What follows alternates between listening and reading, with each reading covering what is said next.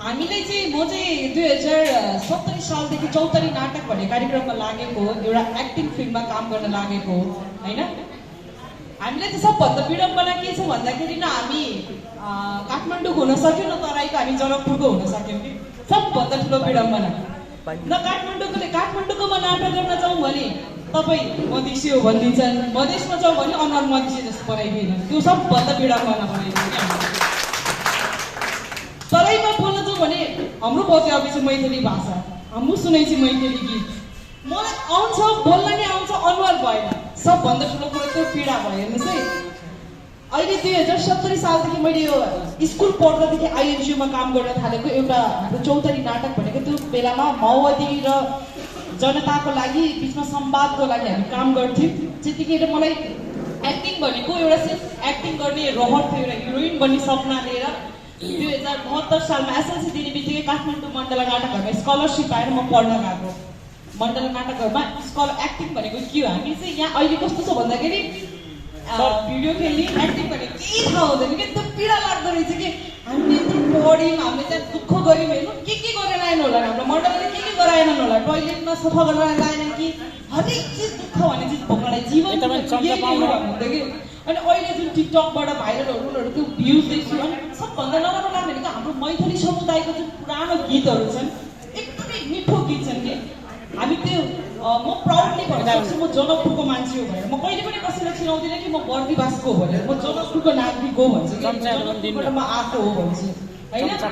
अनि यो एक्टिङ फिल्डमा चाहिँ कस्तो भयो भन्दाखेरि चाहिँ यो हिजो भर्खर म्यामले खबर गर्नुभयो हामीलाई अब चाहिँ चलचित्र बोर्ड आउँदैछन् भन्दाखेरि त्यहाँ पनि एउटा मनमा हिजो कि खटास भयो कि अब चाहिने भनेको उहाँहरूलाई के मैथिली समुदायको फेस हो, हामीलाई काठमाडौँबाट कहीँबाट दिँदैन त्यो थाहा भएको कुरो। किनकि काठमाडौँमा भनेको हरेक चिज पैसाले चाहिन्छ क्या त्यहाँनिर। किनकि म त्यो मण्डलामा काम गर्नुसम्म मैले त्यो स्ट्रगल देखेको हो कि त्यहाँनिर हरेक चिज पैसा छ भने तिमीहरूसँग पावर छ भने मजाले बिक्यो न त तिमीहरू जस्ताको त्यस्तै एक्टिङ फिल्डमा डुबे। हामी त पछाडिको पछाडि नै भयो, हामीलाई त्यत्रो सोर्स छैन कि हाम्रो बाबा मम्मीले यहाँबाट सपना हुन्छन् छोराछोरी फिल्म हेरेर पैसा पठाउँछन् भनेर, तर उता त पैसा मागे गर्ने हुन्छ। मैले 2072 सालमा त्यहाँनिर मैले एक्टिङ कोर्स सकाएर फेरि यहीँ आएको, म आफ्नै ठाउँलाई केही गर्छु, आफ्नै ठाउँमा आएर केही गर्छु भनेर। अनि यहाँ आएँ, यहाँ हेरेपछि त कि यहाँ पनि आफ्नै ऊ हुँदो रहेछ कि कस्तो भन्दाखेरि तराईतिर नाटक गर्न गयो भने आफ्नो मान्छेलाई मात्रै तान्ने हुँदो रहेछन् कि। अनि हामी गर्ने काम कहाँनिर होइन, अब कुनै पनि म्युजिक भिडियोमा खेलौँ या केही खेलौँ भने आफ्नै मान्छेहरू मात्रै खोज्ने, हामी गर्ने कहाँनिर। सबभन्दा विडम्बना त्यहाँ हुँदो रहेछ कि हाम्रो अनुहार पनि कि काली बनाइदिया हुन्थ्यो कि मात्रै काठमाडौँतिरै जन्माइदिया हुन्थ्यो जस्तो लाग्छ कि साँच्चै नै सबभन्दा पीडा हुन्छ कि जब कि हामीले काम गर्न नपाउँदा। आज यो ठाउँमा आज यो फिल्डमा लागेको म 9 वर्ष भयो, अहिलेसम्म एउटा म्युजिक भिडियो खेल्न पाएँ, त्यो पीडा छैन मलाई। म्युजिक भिडियो म एउटा थिएटर आर्टिस्ट भएर चाहिँ मलाई एक्टिङमा चाहिँ एकदमै रहर हो। म स्क्रिप्ट राइटिङ गर्छु, डान्सिङ गर्छु, म्युजिकहरू गाउँछु, त्यो यहीँसम्म मात्रै सीमित छ कि बाहिर कसैलाई थाहा छैन कि। अहिलेसम्म हामी काम गरिरहेको छ, तपाईँको कामको छ। अहिले सोध्न गयो भने फिल्ममा काम गर्न गयो भने तपाईँले के गर्नु भएको छ, हामीले चौतारी नाटक जति तपाईँले म्युजिक भिडियो खेल्नु भएको छैन, हामीले त्यति ठाउँमा चौतारी नाटक पुऱ्याइसक्यौँ कि हामीले सोसाइटीलाई चेन्ज गर्ने काम गरिरहेको छौँ कि। यो एक्टिङ फिल्डमा लाग्ने भनेको कुनै पनि मैथिली समुदायको यस्तो नराम्रो गीत बजाइदिन्छ कि एउटा कन्सेप्टै नराम्रो। मैथिली गीत हामीसँग बसेर सुन्नु हुँदैन भन्ने कन्सेप्ट आइसकेको छ कि यस्तो नमिठो गीत बनाइदिइसकेको छ। जुन जन्मेको म जनकपुरमै हो, म जनकपुरकै नागरिक हो होइन, म जन्मेर हुर्केर म हामी यहाँ आएको पछि हो होइन। जनकपुरको जुन पहिला गीतहरू छ त्यो ओहो कस्तो मिठो हुन्थ्यो, अहिले गीत सुने त्यसले बन्द गर्छ गीत के बजाओ भन्नुहुन्छ कि त्यस्तो बनाइ। सबभन्दा यो ठुलो चाहिँ यो कुरा के भन्दाखेरि मैथिलीको कन्सेप्ट र अहिलेसम्म पनि मैथिली कलाकार किन माथि नपुग्नुको कारण के हो त भने आफ्नै कारणले हो कि। हाम्रो आफ्नै कारणहरू छन् जुन हामीलाई माथि पुग्न दिएका छैनन्। काठमाडौँकोमा गयो भने सिधै तपाईँ सोच्नुहोस् न, म काठमाडौँमा म एउटा नेवारको छोरी, म काठमाडौँमा जाँदाखेरि पहिलोचोटि मलाई धोतिनी भनेको कि कति पीडा भयो होला मलाई। जब कि म श्रेष्ठ भन्दाखेरि मलाई धोतिनी भनेर जब खोज्दाखेरि तराईबाट आएको तिमी मधेसी हो भनेर कि मलाई नेवार भाषा बोल्न आउँदैन। म जन्मेको जनकपुर, मैले पनि मैथिलीमा भक्कु गाली गरेर आएको कि बुझोस् या नबुझोस् के।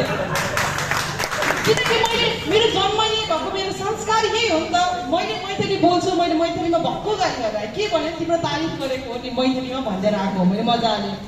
त्यहाँदेखि अब चाहिँ के लाग्छ भन्दाखेरि यो चलचित्र बोर्डले चाहिँ बर्दिवास महोत्तरी जुन यो महोत्तरीको चलचित्र हामीले बर्दिवासमा हेर्नुहुन्छ भने एक्टिङको मस्तै पहिला भुत चढेको थियो कि यहाँनिर। अनि जब रिटर्न ब्याक कलाकारहरूलाई देखिसकेपछि हामीहरूलाई फेरि सबैजना आशा हारेर हामी निस्किया हो कि अब चाहिँ हुँदैन कि हामी जलपुरको लायक पनि छैनौँ, काठमाडौँको लायक पनि छैन, हामी भनेको यस्तै सानोतिनो कार्यक्रममा हिँड्दै हो भनेर। त्यसैले चाहिँ सबभन्दा ठुलो विशेष ध्यान दिनुपर्ने भनेको आर्टिस्टहरूलाई चाहिँ फाइन्ड आउट गर्नुपर्ने कुरो एउटा आर्टिस्टहरू जति पनि हुनुहुन्छ उनीहरूलाई एक्टिङ भनेको के हो चाहिँ एकदमै मेनली सिकाउनु पर्ने कुरा हो। जे पाए त्यही भनेको एउटा आफ्नो नाटक आफै बदनाम। काठमाडौँमा अनमोल केसी चम्किया जस्तै एक दुई दिन चम्किन्छ फेरि फन्किन्छन्। हामीले हेर्नु भने दयाङ राईहरूलाई हो जस्तै हेर्ने हो भने दयाङ राई, सौगात मल्ल उनीहरूको एक्टिङ लेभल हेर्नुहोस् र अनमोल केसीको एक्टिङ लेभल हेर्नुहोस्, जिरो बुझिन्छ कि। इफ तपाईँले थिएटर पढेर आउनु भएको छ भने मजाले थाहा हुन्छ कि के हो एक्टिङ भने, कतिको पीडा हुन्छ भनेर हरेक चिजहरू बुझिन्छ। यहाँ त कति सौभाग्यशाली ठान्छ कि यति धेरै वर्ष काम गरेको एक्टरहरूसँग आफ्नै क्षेत्रमा काम गर्ने मान्छेहरूलाई चिन्दैनौँ क्या हामी।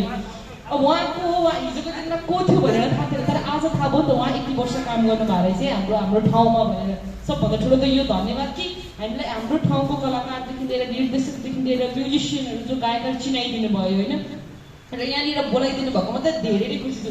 यो पीडा चाहिँ कसलाई सुनौँ भइरहेको थियो कि आजको 9 वर्ष भयो यो ठाउँमा काम गरेको चाहिँ। त्यसैले यो चलचित्र बोर्डले चाहिँ एकदमै ध्यान दिनुपर्ने आर्टिस्टलाई फाइन्ड आउट गरेर आर्टिस्टलाई एकदमै तिखार्नुपर्ने काम हो कि। आर्टिस्ट भने त्यत्तिकै आउँदैन, एउटा जनताको माझमा उभिएको आर्टिस्ट हुन्छ होइन। अनि अर्को भनेको चाहिँ प्लेटफर्म सबैलाई दिने, आफ्नो मान्छेलाई भन्दा आफ्नो भन्दा नि जसको चाहिँ सिप छ, जसमा चाहिँ यसको प्यासन छ यसको काम गर्ने होइन, त्यसलाई प्लेटफर्म दिने होइन। मेरो मान्छेले चाहिँ एक्टिङ गर्छ उसलाई लिएर आउँ न त होइन, मेरो मान्छे चाहिँ राम्रो छ उसलाई लिएर आउँ भन्दा पनि एक्टिङमा चाहिँ को राम्रो छ उसले चाहिँ काम गर्छ है। यत्रो वर्षमा भिजिरहेको छ उसलाई चाहिँ चान्स दिनुपर्छ है भन्ने चिज चाहिँ हुनुपर्छ होइन। अनि सबैभन्दा ठुलो विडम्बना के भन्दाखेरि हामी आर्टिस्टलाई चाहिँ एउटा कस्तो छ भन्दाखेरि तराईमा चाहिँ जुन हुन्छ नि आज तपाईँ मेरो सामनामा आउनु भएको छैन त्यो चिजको चाहिँ चिनाउनु एकदमै जरुरी छ कि। यत्रो वर्षदेखि काम गरेको हामीले आर्टिस्टलाई नचिनेको कारण के त्यो त हाम्रै आफ्नै कारण हो नि त होइन। हामी यत्रो वर्ष काम गरेको हामीलाई पनि त रहर हुन्छ नि कसैले चिनोस् भनेर। आज काठमाडौँको यहाँ सौगात मल्लाको भए कति भिड हुन्थ्यो होइन, 10 त्यो भर्खरै चिनेको नि त भर्खर नाजिर हुसिन आउँदा नि भिड हुन्छ। तर हाम्रै आफ्नै जनाउनुको आर्टिस्ट आउँदा किन त्यो चिजको मान्छेहरूलाई कौतूहलता हुँदैन। त्यसैले सबभन्दा ठुलो इस्टाब्लिस हुनु चाहिँ एकदमै जरुरी छ। यति नै भन्न चाहन्छु। धन्यवाद, धेरै धेरै धन्यवाद सुप्रिकाजी।